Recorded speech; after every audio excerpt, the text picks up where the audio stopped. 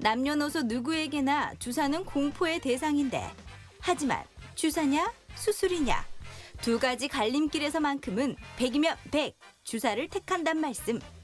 프롤로 치료란 고농도의 포도당을 관절의 아픈 부위에 주사하는 건데 주사로 지긋지긋한 통증을 잡을 수 있다고. 톡톡 건강 토크. 오늘은 통증을 근본적으로 해결할 수 있는 프롤로 치료에 대해 알아보자. 네, 남녀노소 누구나 주사는 좀 꺼리게 되는데요. 하지만 이런 주사도 잘만 맞게 되면은 크게 아프지도 않고 평생 달고 살아왔던 통증도 없앨 수 있다고 합니다. 네, 톡톡 건강 토크 오늘은 이 프롤로 치료에 대해서 자세히 알아보도록 하겠습니다. 네. 오늘 도움 말씀 주실 분 나와 계신데요. 네. 의사 겸 한의사인 박지용 원장께서 나오셨습니다. 네. 안녕하십니까? 안녕하십니까? 네, 그럼 먼저 3분 브리핑을 통해서 통증을 치료하는 방법에는 어떤 것들이 있는지 알아보도록 하겠습니다. 원장님 부탁드리겠습니다. 오늘 저는 근본적으로 통증을 해결할 수 있는 프롤로 치료에 대해서 말씀드리고자 이 자리에 나왔습니다. 요즘 100세 시대라고도 많이들 그러죠. 수명이 늘어나면서 건강에 대한 관심이 많이 늘어나고 있습니다. 오래 사는 것도 중요하지만 아프지 않고 사는 것도 굉장히 중요한 문제인데요. 하지만 아픈 데 없이 오래 사는 것은 생각보다 어려운 일입니다. 다음 표를 주목해 주십시오. 보건복지부에서 65세 이상의 고령 인구를 대상으로 질병의 유병률을 조사했습니다. 그 결과 40%에서 관절염, 약 30%에서 요통 및 좌골통, 약 20%에서 신경통이 있는 것으로 나타나는데요. 65세 이상의 고령 인구 중 약 절반가량이 만성 통증으로 고생을 하고 있다는 말입니다. 100세 시대에 행복하고 건강하게 살기 위해서는 이런 만성 통증에 대한 치료와 관리가 어느 때보다 중요한 시점입니다. 통증 치료법에 대해서 말씀을 드리도록 하겠습니다. 통증 치료법은 크게 4가지로 나눠볼 수 있는데요. 첫 번째는 환자의 몸에 물리적인 자극을 줘서 치료하는 물리치료. 환자의 몸에 주사제를 주입하는 주사요법. 약물로 통증을 줄여주는 약물치료. 그리고 위 3가지 치료가 모두 반응이 없을 때 시행하게 되는 수술적 치료가 바로 그것입니다. 그중에서도 저는 오늘 주사요법에 대해서 자세히 말씀을 드릴 건데요. 주사요법의 종류를 간략히 살펴보도록 하겠습니다. 몸살이 났을 때 엉덩이에 맞는 소염 진통제 주사, 엉겨있는 조직을 풀어주는 유착 박리 주사, 많이들 맞고 계시죠? 연골주사, 뼈주사 같은 관절강내 주사, 그리고 신경을 일시적으로 마취시켜서 염증과 통증을 줄여주는 신경차단 주사, 그리고 손상이 있는 신체 부위의 재생을 촉진하는 재생주사가 있습니다.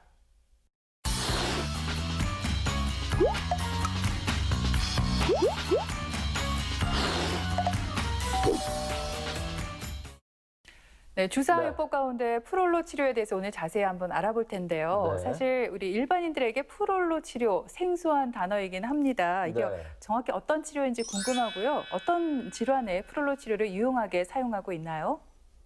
네, 프롤로 치료는 1960년대 미국의 외과 의사인 조지 해켑 박사에 의해서 시작된 근골격계 질환의 비수술적 치료 방법입니다. 프롤로 치료는 손상된 인대, 힘줄, 연골, 관절막 등의 주사제를 투여해서 손상된 부위를 재생시키는 치료입니다.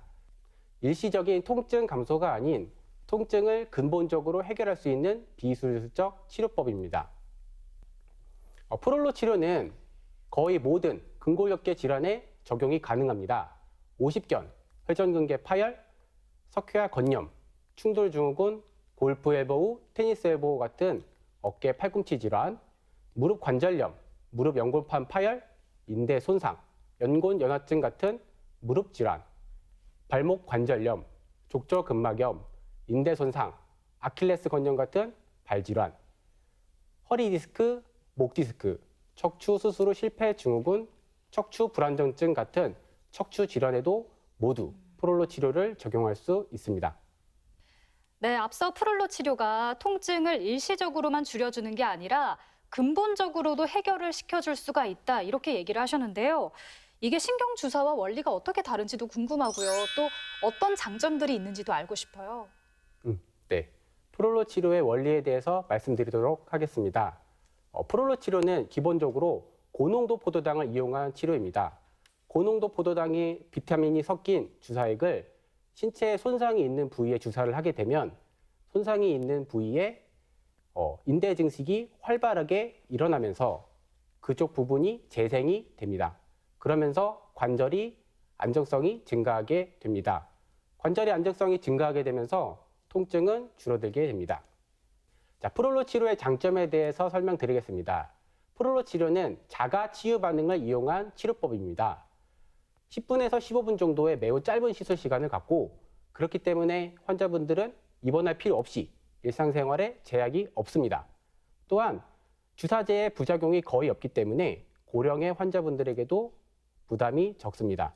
또한 비수술적 치료 방법이기 때문에 수술에 대한 부작용, 후유증, 합병증, 공포가 없습니다. 자, 신경주사와 프롤로 주사의 차이점에 대해서 질문을 주셨었는데요. 신경주사와 프롤로 주사는 다른 치료법입니다. 신경주사 같은 경우에는 손상이 있는 부분에 분포하는 신경에 국소 마취제를 주사를 해서 그 신경을 마취시킴으로써 일시적으로 통증을 줄이는 치료입니다. 그렇기 때문에 마취제의 효과가 사라지면 통증이 다시 올라오게 됩니다. 하지만 프롤로 치료는 손상이 있는 부분을 직접 근본적으로 재생을 하기 때문에 통증이 다시 올라온 일이 적고 치료 효과가 긴 장점이 있습니다. 그렇군요. 이 프롤로 주사에도요, 참 여러 가지 종류가 있다고 들었거든요. 원장님, 어떤 종류가 있는지 궁금하고요. 그리고 흔히 뼈 주사라고 불리는 이 스테로이드 주사랑 프롤로 주사랑 저는 어떤 차이가 있는지 너무 궁금해요.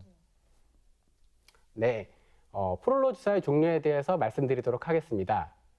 프롤로는 기본적으로 고농도 포도당을 손상이 있는 부위에 주입함으로써 시작된 치료법입니다. 하지만 의사들이 많은 시행과 연구를 한 결과 포도당 말고 다른 재생 물질들도 많이 발견을 하였는데요. 환자 자기 자신의 재생 인자를 혈액에서 추출해서 주사하는 자가 혈소판 풍부혈장, 흔히 PRP라고 하죠. PRP 주사가 있고, 그리고 연호 정소에서 재생 성분을 추출해서 주사하는 PDRN 주사, 흔히 DNA 주사라고 하고요. 인체의 구성 성분인 콜라겐을 직접 주사해서 손상 부위의 재생을 촉진하는 콜라겐 주사가 있습니다. 치료를 하다 보면 환자분들이 질문을 참 많이 주십니다. 원장님, 이거 뼈 주사 아닌가요? 결론부터 말씀드리면 뼈 주사와 스테로이드는 완전히 다른 치료입니다. 뼈 주사는 스테로이드를 손상이 있는 부위에 주입하는 치료인데요. 스테로이드를 손상이 있는 부위에 주입을 하게 되면은 일시적으로 염증 억제가 일어나고 그러면서 통증이 줄어들게 됩니다. 하지만 스테로이드는 인대나 근육의 강화 효과가 없습니다. 또한 혈당이 증가하고 호르몬 교란 등이 발생하는 등 부작용이 큽니다. 또 스테로이드 효과가 사라지면 통증이 다시 재발할 가능성이 매우 높습니다. 하지만 프롤로 주사는 내 몸의 치유력을 극대화시키는 치료법입니다. 주사 부위의 인대와 힘줄이 두꺼워지고 강해집니다. 또한 지속 기간이 길고 통증을 근본적으로 해결할 수 있습니다. 또 부작용이 매우 적고 안전한 치료법입니다. 네, 오늘 이렇게 프롤로 주사 치료에 관해서 알아보고 있습니다. 근데 또 이 프롤로 주사는 원장님 얼마 만에 한 번씩 우리가 맞아야 되는지 또 언제까지 계속 맞을 수는 없는 거 아니겠습니까? 언제까지 맞는 게 좋을까요? 네, 프롤로 치료 횟수와 간격 및 기간에 대해서 말씀을 드리도록 하겠습니다. 프롤로 치료는 기본적으로 2주 간격으로 6번 정도, 총 3개월 정도 먼저 치료를 하게 됩니다. 이렇게 치료를 시작하게 되면 처음 1회 주사 이후에 활발하게 인대 증식작용이 일어나게 되는데요. 그래서 3개월 동안 치료를 하고 나면 통증이 어느 정도 완화가 됩니다. 3개월 후에는 그때부터는 2주 간격으로 맞던 주사를 한 달이나 3달 간격으로 늘려서 몇 번 더 추가 치료를 시행을 하게 됩니다. 그러면 통증이 점점 줄어들게 되고요. 그래서 일상생활이 충분히 가능할 정도가 되면 치료를 종료하게 됩니다. 하지만 치료를 종료했다고 끝이 아닙니다. 프롤로 치료를 종료한 이후에도 3에서 6개월간 추가적으로 인대 증식이 일어나면서 통증이 점점 더 호전이 됩니다.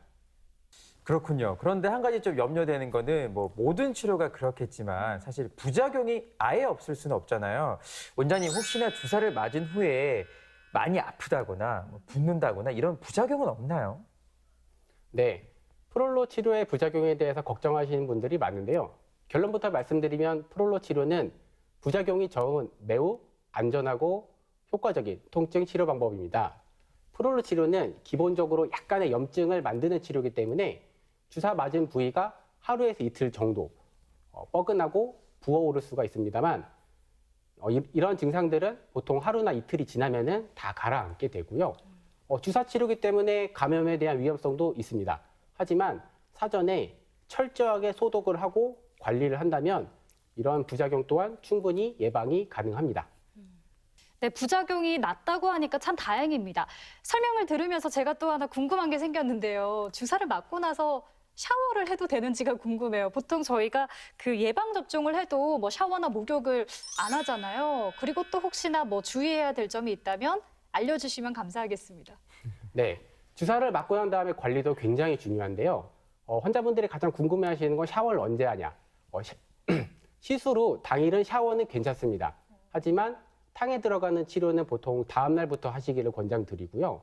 그리고 통증을 유발하는 동작이나 아니면 위험한 행동 같은 것들을 좀 자제해 주시는 게 도움이 됩니다. 또한 손상이 있는 부위의 재생을 극대화시키기 위해서 주사 후 이틀에서 3일간은 술이나 흡연을 자제해 주시기를 부탁을 드립니다. 또 건물을 지을 때 재료가 충분해야 건물이 잘 올라가겠죠? 마찬가지로 충분한 재생을 위해서 영양 섭취와 휴식에도 신경을 써주시기를 부탁드립니다. 네, 이렇게 네. 프롤로 치료가 무엇인지 자세히 알아보고 있는데요. 실제로 이 프롤로 치료가 어떻게 쓰이는지 참 궁금합니다. 네. 주로 어떤 질병에 이용되는지 환자 사례를 통해서 우리가 구체적으로 알아볼까요? 자, 지금까지 프롤로 치료의 전반적인 내용에 대해서 알아봤었는데요. 지금부터는 프롤로 치료가 구체적으로 만성 통증을 어떻게 해결할 수 있는지에 대해서 말씀을 드릴까 합니다. 과거에는 프롤로 치료를 할 때 초음파 없이 했었는데요. 요즘에는 초음파를 활용한 프롤로 치료가 각광을 받고 있습니다. 초음파를 활용하게 되면 손상된 부위의 정확한 시술 및 진단이 가능합니다. 또한 초음파는 방사선 노출이 없기 때문에 방사선으로 인한 부작용이 전혀 없습니다. 또한 초음파로 시술 부위를 바로바로 확인할 수 있기 때문에 신속한 시술이 가능한 장점이 있습니다. 뒷목이 뻣뻣하고 어깨에 돌을 얹어 놓은 것 같이 무겁고 팔이 저린 증상을 호소하시는 환자분들이 정말 많습니다. 목 디스크는 디스크가 신경을 눌러서 증상을 유발하게 되는데요. 프롤로 치료로 목 디스크 주변의 관절과 근육 그리고 인대를 강화하게 되면 신경의 눌림이 줄어들게 됩니다. 그러면서 통증과 팔저림이 줄어들게 됩니다.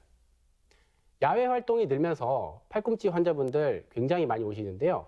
팔꿈치 질환은 크게 팔꿈치 바깥쪽이 아픈 테니스 엘보우, 팔꿈치 안쪽이 아픈 골프 엘보우 이 두 가지로 나뉘게 되는데요. 엘보 질환 같은 경우에는 팔꿈치에 달라붙는 힘줄이 손상이 돼서 발생되는 질환입니다.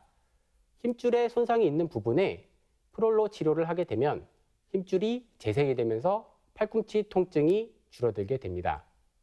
최근에는 환자의 혈액에서 재생인자를 추출해서 손상 부위에 주사하는 PRP 치료가 각광을 받고 있는데요. 기존의 포도당 요법에 비해서 팔꿈치 치료에 좋은 효과를 보이고 있어 각광받고 있습니다. 자, 계단만 봐도 숨이 턱 막히시는 환자분들이 정말 많습니다. 이런 분들의 대부분은 무릎 퇴행성 관절염 환자들이신데요. 무릎의 퇴행성 관절염은 1단계에서 4단계로 진행을 하게 됩니다. 1단계에서 4단계로 진행하면서 무릎 관절의 연골이 사라지고 그리고 관절 간격이 좁아지고 그럼에 따라서 무릎 주변의 근육, 인대, 힘줄, 연골이 손상을 받게 됩니다. 무릎 주변의 인대, 근육, 힘줄, 연골이 손상을 받게 되면서 통증 역시 증가하게 되는데요. 이렇게 손상된 조직에 프롤로 치료를 하게 되면 무릎 관절의 안정성이 증가하면서 통증이 줄어들게 됩니다.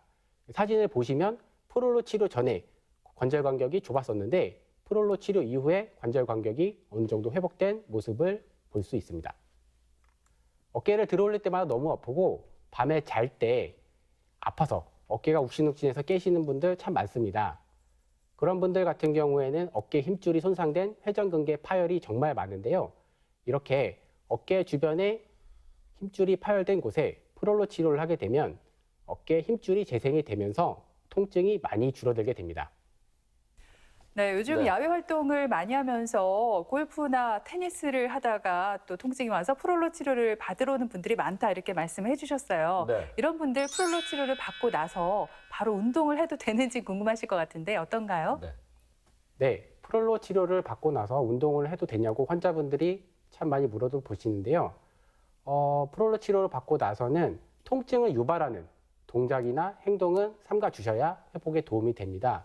다만 통증을 유발하지 않는 선상에서 시행하는 스트레칭은 회복에 많이 도움이 되기 때문에 그런 재활 운동은 함께 해주시는 게 회복에 더 좋습니다. 네, 그리고 주변에 보면은 프롤로 주사를 맞고 나서 통증이나 저림이 조금 더 심해졌다, 뭐 이런 분들도 계신 것 같은데, 글쎄 이게 왜 그런 건지 원장님 궁금하고요. 혹시 이게 또 부작용은 아닌 건지 좀 설명을 부탁을 드릴게요. 네, 프롤로 치료로 인해서 기존에 있던 증상이 악화되는 부작용은 그렇게 많지 않습니다. 만약에 그런 증상이 나타났다면 원인이 다른 새로운 질환일 가능성이 높습니다. 아니면 인체 프롤로 치료는 인체에 자극을 주는 치료이기 때문에 그 자극을 받으면서 인체에 변화가 일어나게 되고 그 변화에 대한 반응으로 일시적으로 증상이 심해지는 것처럼 나타날 수 있습니다. 이런 증상들이 지속적으로 심해진다면 고민하지 마시고 치료를 시행한 의료진과 상의하시길 부탁드립니다. 네, 근데 이 프롤로 주사를 6번 이상 맞아야 한다고 하는데 아까 원장님께서 부작용은 현저히 낮다고 말씀을 해주셨지만 그래도 이렇게 많이 맞아도 아무 문제 없는 건지 궁금합니다. 네, 그 질문에 대해서 답변을 드리면 안심하셔도 좋습니다. 프롤로 치료는 기본적으로 몸에 해가 되는 물질을 사용하지 않습니다. 그렇기 때문에 반복적으로 시술을 하더라도 몸에 나타나는 부작용은 현저히 적습니다. 그러니 안심하고 시술 받으셔도 괜찮습니다. 원장님 말씀을 들으니까 좀 안심이 됩니다만 저도 오늘 이상하게 궁금한 점들이 많이 생겨요. 하나 제가 좀 물어보자면 혹시나 시간과 비용을 들여서 환자 입장에서는 치료를 받았는데 이게 또 재발되지는 않을까 염려하시는 분들도 많으실 것 같거든요. 어떻습니까? 네, 프롤로 치료를 잘 받고 나서 통증이 많이 줄어들게 되면 증상이 재발하는 경우는 많지 않습니다. 하지만 또 시간이 지나면서 원래 있던 조직의 손상이 다시 발생할 수 있습니다. 그러면서 통증이 나타날 수는 있습니다. 하지만 그 통증의 양상이 치료를 받기 전보다는 훨씬 약하게 나타나고 그리고 그런 전조가 보일 때 병원에 오셔서 보강 치료를 받고 나시면 다시 증상이 금방 잡히고 오랫동안 치료 효과를 유지할 수 있습니다. 이상 프롤로 치료에 대해서 알아보았습니다. 통증을 방치하게 되면은 통증을 치료하는 데 걸리는 시간과 비용이 점점 늘어나게 됩니다. 통증을 방치하지 말고 지금 당장 의사와 상의하십시오. 그리고 치료를 시작하십시오. 프롤로 치료는 여러분들의 통증을 해결해 드릴 수 있는 훌륭한 도우미가 될 것입니다. 감사합니다. 네, 근육이나 인대는 한번 손상되면 재생되기 참 힘듭니다. 그래서 통증이 나타나면 빨리 병원을 찾아가 봐야 되는데요. 오늘 소개해드린 수술하지 않고 통증을 치료할 수 있는 프롤로 치료도 여러분 한 번쯤 고려해 보시길 바라겠습니다. 네, 지금까지 이 시간 도움 말씀에 의사 겸 한의사인 박지용 원장께서 수고해 주셨습니다. 오늘 네, 고맙습니다. 고맙습니다. 김철원 씨, 장희연 씨 두 분도 수고했습니다. 네.